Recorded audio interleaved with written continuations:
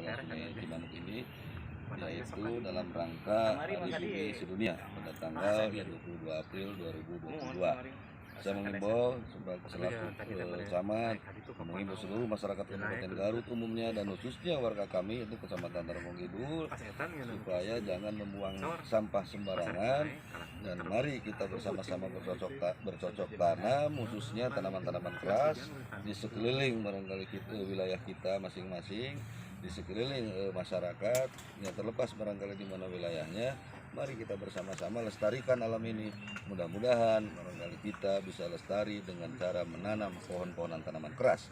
Dan insya Allah barangkali kami di Kecamatan Tarogong Kidul, ya ini adalah sebagai percontohan yang digagas oleh Sekolah Sungai, ya kami akan memasyarakatkan barangkali di wilayah kami sendiri. Mudah-mudahan barangkali kami bisa bermanfaat dalam rangka melestarikan alam ini. Demikian.